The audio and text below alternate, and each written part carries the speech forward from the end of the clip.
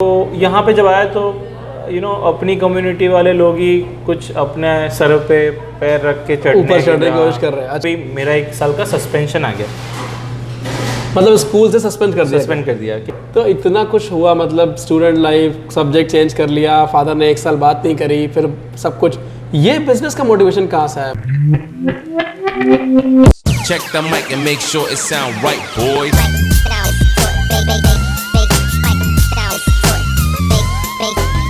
It sound right, boy. Hello guys, welcome back to my channel computer in Canada. उम्मीद करता हूँ कि आप सब लोग बहुत ही ज़्यादा अच्छे हैं और आज का वीडियो बहुत ही ज़्यादा इंटरेस्टिंग होने वाला है, क्योंकि आज हम आए हैं burrito, fat burrito at college street पे टोरंटो में। यहाँ के जो ओनर हैं विश्वा, इनसे बात करने वाले हैं, जानेंगे कि इन्होंने कैसे इस बिजनेस को स्टार्ट करा और वो सारा स्ट्रगल जो कनाडा में एक इमिग्रेंट करता है, इन्होंने क्या किया। तो चलिए इसे शुरू करते हैं और उनसे बात करते हैं। Hello guys, welcome back Canada में सार्थक। अगर जैसा कि मैंने आपको बताया, आज हमारे साथ जुड़ रहे हैं विश्वा सी राजपूत, जो कि इस रेस्टोरेंट के ओनर हैं। एज अ स्टूडेंट आए थे कनाडा कई साल पहले, वर्क परमिट पे रेस्टोरेंट लिया, एज अ ओनर इसे चला रहे हैं और प्लस एक रेस्टोरेंट में एज अ मैनेजर भी काम करते हैं। तो जानते हैं इनकी स्टोरी कैसी रही कनाडा में, क्या क्या स्ट्रगल रहा और शायद कुछ ऐसी चीजें जो हमारी भी हेल्प कर सके आगे कनाडा में ग्रो करने के लिए। विश्वास, सबसे पहले थैंक यू वेरी मच हमारे साथ जुड़ने के लिए। मुझे पता है बहुत बिजी होते हो, क्योंकि यहाँ भी मैनेज करना है, प्लस दूसरा रेस्टोरेंट भी एज ए मैनेजर मैनेज करते हो आप, सो बहुत सारे काम है। थैंक यू वेरी मच उसके लिए। और विश्वा, हम यहाँ पर बेसिकली क्या करते हैं, we try to meet with people जो कनाडा में एज ए इमिग्रेंट आए थे और उन्होंने एक अच्छा मुकाम हासिल किया, या उनका स्ट्रगल या उनकी स्टोरी क्या रही है, because everyone has a different story. मैं एज अ स्टूडेंट आया, मेरी स्टोरी डिफरेंट है, आप एज अ स्टूडेंट है, आपकी स्टोरी डिफरेंट है। सो सबकी स्टोरी डिफरेंट है कि वो स्टोरीज लोगों तक पहुँचाना is what my focus is. तो मैं कुछ क्वेश्चंस पूछूंगा आज आपसे, इफ दैट्स ओके। या श्योर आप हमें आई बैठे हैं इसलिए। जी बिल्कुल। आपसे विश्वास, कितना टाइम हो गया कनाडा में? मुझे पता है एज स्टूडेंट आए थे, बट कितने साल हो गए अभी तक? I came on 28th of August 2014, so it's been like 7 years. 7 years। और मैं स्टूडेंट आया था जी। जब आया था तब I took robotics automation when I came in here. अच्छा, ओके। और फिर आई टुक कंप्यूटर नेटवर्किंग। जी। इसके बीच में 4 साल हो गए। अच्छा। पढ़ना तो शुरू कर दिया। जी जी जी। बिकॉज ये नई कंट्री थी, बिल्कुल। कोर्सेज नए थे। बिल्कुल। पढ़ा तो हुआ ही था पहले में। जी। मैंने पहले बैक होम मैकेट्रॉनिक्स इंजीनियरिंग की थी। अच्छा, okay. But when I used to study back home was like कि मेरे दोस्त मुझे थोड़ी पढ़ाई में हेल्प कर दे, उनको कोई सब्जेक्ट आता तो मैं उन्हें सिखा जी, देता, हाँ, वो मुझे बिल्कुल, सिखा दे, बिल्कुल। मुझे कोई आता तो मैं उनको सिखा देता था। राइट। तो यहाँ पे जब आया तो अपनी कम्युनिटी वाले लोग ही कुछ अपने सर पे पैर रख के ऊपर चढ़ने की कोशिश कर रहे हैं। अच्छा। तो अपना काम निकलवा लिया और तो शायद मुझे वहाँ डीप डाउन ऐसा लगा कि मैं शायद मेरे दोस्तों को मिस करता था कि मेरे दोस्त कितने अच्छे थे उस टाइम पे, मेरी इतनी हेल्प करते। यहाँ तो लोग सेल्फिश है, अपने लोग ही यहाँ पर साथ नहीं दे। तो मैंने 2 सेमेस्टर ऐसे निकाले और दूसरे सेमेस्टर से मेरा डाउनफॉल होना शुरू हो गया। अच्छा। और मैं इतना डाउन लगने लगा कि भाई मेरा 1 साल का सस्पेंशन आ गया, मतलब स्कूल से सस्पेंड कर दिया कि भाई आपका सब्जेक्ट बहुत ज़्यादा हो गए बैकलॉग में जी, you need to get suspended. तो आई गेस जब मैं सस्पेंड हुआ मैंने अपने डैड को नहीं बताया। ये मैंने आई गेस लाइफ की मेरी सबसे बड़ी गलती कर दी कि मैंने अपने डैड को नहीं बताया जी कि मतलब मुझे सस्पेंड कर दिया गया स्कूल से और मैं फेल हो रहा हूँ। हाँ, फेल हो रहा हूँ। मैंने शायद ऑन गोइंग रखा, मुझे लगा कि वो ऑलरेडी मेरे को यहाँ भेज के टेंशन में थे कि भाई वो वहाँ क्या कर रहा होगा, क्योंकि वो एवरी टाइम बोलते रहते कि भाई मुझे नहीं हो रहा है तो देख ले, हमारे यहाँ बिजनेस है, अच्छा, वापस आ जा। पर मैंने कभी गिव अप नहीं किया लाइक। तो मैंने उनको बोले बिना कोर्स चेंज कर लिया। मतलब इससे सस्पेंड हुए, दूसरा पूरा कोर्स ही दूसरा ले लिया। रोबोटिक्स से आप चले गए कहीं और, कंप्यूटर नेटवर्किंग में चला। कंप्यूटर नेटवर्किंग मुझे कोई टच नहीं है, बिलीव नहीं। आई गेस मेरे पापा को बहुत गुस्सा आया था इस बात पे। अच्छा। और जब उनको पता चला, क्योंकि तब तो बताया नहीं था आपने। मैं जब पास आउट हो गया उस सेकंड कोर्स में, उसके बाद मैंने कन्फ्रंट किया बाय ईमेलिंग हिम। अच्छा, मतलब फोन पे नहीं बताया, ईमेल करा। पे तो बता ही नहीं सकता, मेरी हिम्मत ही नहीं थी, क्योंकि ऑब्वियसली कोई काम आप जब गलत करते हैं आपकी हिम्मत नहीं होती कभी बताने की। और मुझे मालूम था मेरे पापा कोई चीज़ में कभी मुझे वो नहीं करते थे, बट पढ़ाई में he was very vigilant about it कि भाई ऐसा ही होना चाहिए जी। और तू इंजीनियर पढ़ा है तो इंजीनियरिंग कर, और वही मैंने मैकेट्रॉनिक्स की थी। मैंने सबसे अलग फील्ड जाके की थी जब मैं कर भी रहा था चूज। मेरा डैड बोलता है कि नहीं, we have our family business, तो उसमें आ जा। ऐसे नो, मुझे वो नहीं अच्छा लगता, मुझे वो अच्छा लगता है। अच्छा, मतलब ये पहले उस पर मनाया और आने के बाद वो चीज़ चेंज ही कर दिया, मतलब कर दिया पूरा। तो वो एक बड़ा सा लाइफ का फ्लिप था Right. कि मैंने शायद उसमें कर लिया, तो उसके लिए मेरे डैड ने आई गेस हम लोगों ने 1 साल तक बात नहीं की थी।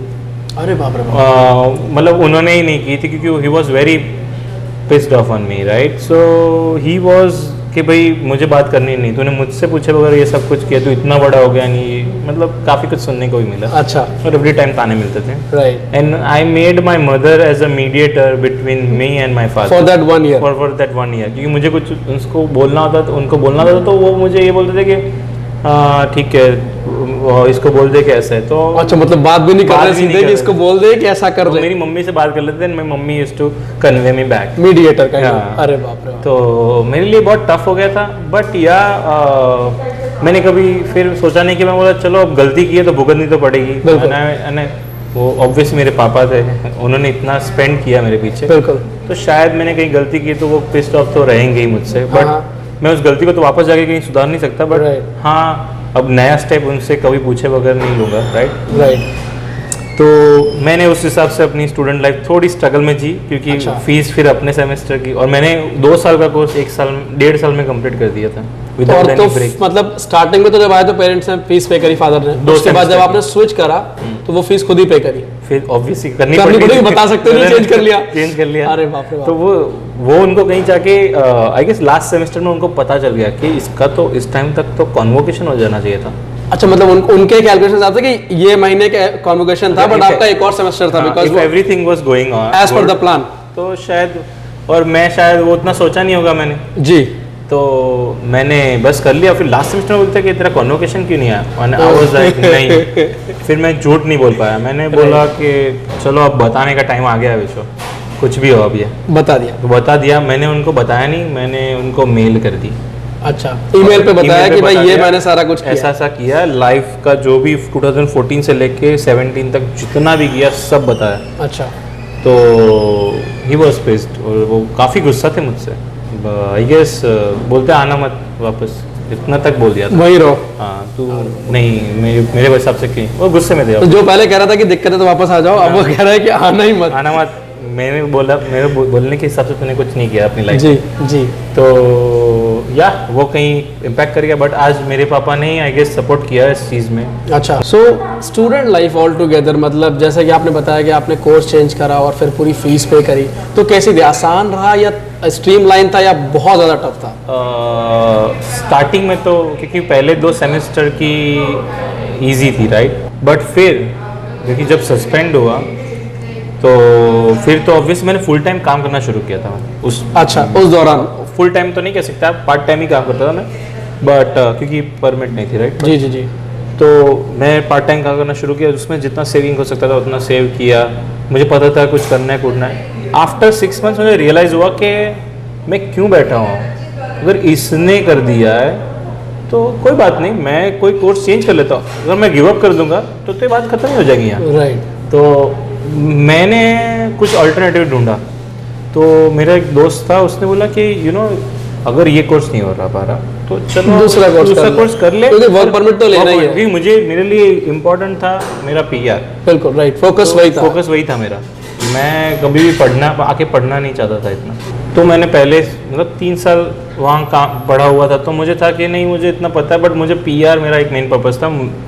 मैं अपने मम्मी डैडी के लिए आई गेस ड्रीम देखा था कि भाई यू नो मेरे मम्मी डैडी बाहर कंट्रीज घूमने जाते थे। अच्छा। तो whenever they go out obviously they have to go and go for visa, stand for visa के भाई हाँ हमें वीज़ा दो। Right. So I guess Canada ऐसी एक कंट्री है जिसके पासपोर्ट के ऊपर आपको कुछ कंट्रीज में लॉट ऑफ जो बड़ी बड़ी कंट्रीज countries है है। वहाँ पर वीजा ऑन अराइवल है बेसिकली। या राइट। सो Right. मैं चाहता था कि मेरे मम्मी डैडी को मैं ये लाइफ दूँ कि यू नो फ्री हेल्थ, ये आपको कोई चीज़ की कमी नहीं रहेगी।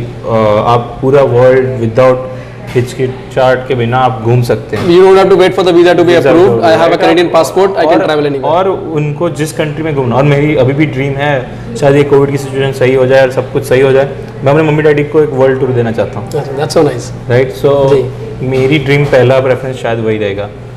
हाँ, आप अभी शादी की बात कर रहे थे मेरे साथ। शादी से पहले शायद मेरा प्रेफरेंस मेरी मम्मी डैडी को वर्ल्ड टूर पे भेजना है, उसके बाद शायद मैं कहीं जाके शादी कर लूँ। अच्छा। बट उससे पहले तो नहीं। Right. आई गेस वो एक बड़ा पार्ट रोल प्ले किया कि भाई मैंने उससे पढ़ के बस वर्क परमिट ले लिया, विजिलेंटली पढ़ लिया, जबकि वो दूसरा कोर्स था।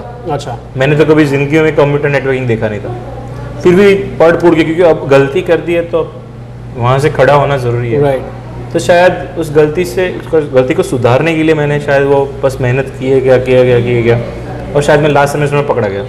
मैंने लाइफ में आगे एक डिसीजन लिया कि मैं अपने डैड को, शायद 1 साल का जो गैप उन्होंने मुझे दिखाया बात नहीं करके, उस दिन मैंने ऐसा सोचा कि मेरे डैड से कभी मैं शायद झूठ नहीं बोलूँगा जिंदगी में। कि एक बार बोला, उसमें भी यहाँ फंस गया था मैं जी। तो मुझे वहाँ एक गिल्ट फील हुआ, बट देन आई सेड कि भाई नहीं, अपने आप को बोला कि भाई कभी एक अच्छी लाइफ दूंगा मैं इनको, तब शायद ये खुश होंगे मुझसे कि मैं शायद, चलो जिसने जो भी किया, बट हमें at the end everything is fine. Fine, right. मतलब थोड़ी मेहनत रही आपकी और आप करते गए, आपने सोचा नहीं है मेहनत ज्यादा है, नहीं है, आप करता गया, बस करना ही पड़ा था, करना ही, और कोई ऑप्शन नहीं था मेरे पास। तो मैंने एक बड़ी गलती की जब मैं यहाँ आया था जी। मेरे 2 अंकल थे, एक मेहुल अंकल थे और एक कृष्णा अंकल थे। अच्छा। उन्होंने मुझे काफ़ी, क्योंकि मेरे यहाँ कोई फैमिली मेम्बर था नहीं, अच्छा, तो उन्होंने ही काफ़ी मुझे सपोर्ट किया यहाँ पे।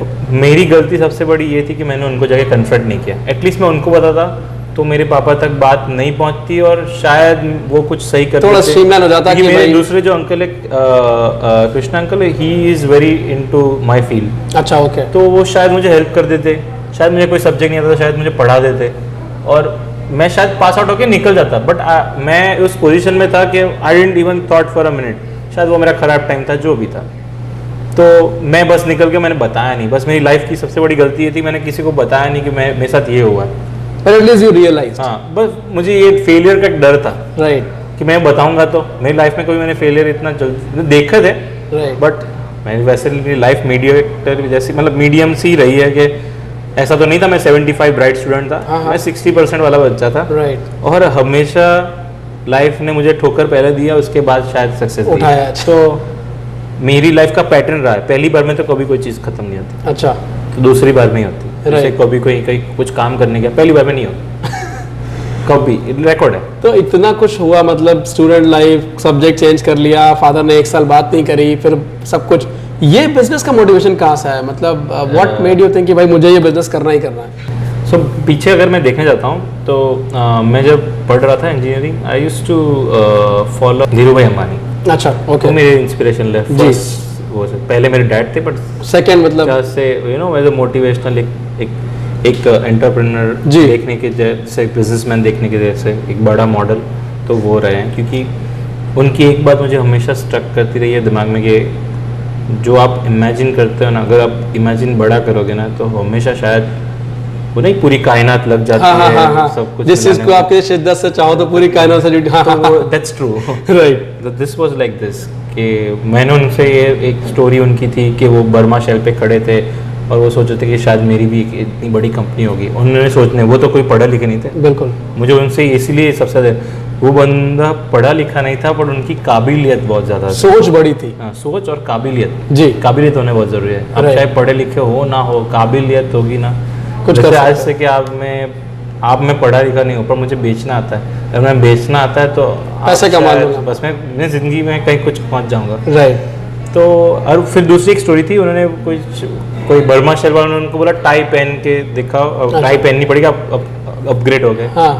तो उनसे कहा, शायद मैंने दूसरी बात ये सीखी कि कभी किसी की इतनी भी गुलामी ना करो कि वो जो बोले वही हो।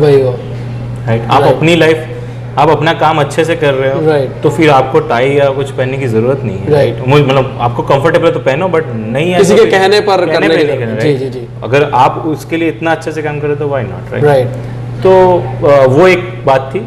बट पहली यही एक इमेजिनेशन बात थी कि उन्होंने बोला था सोचो तो कुछ बड़ा सोचो हमेशा। अच्छा। तो उन्होंने बड़ा सोचा और सोचा ही था।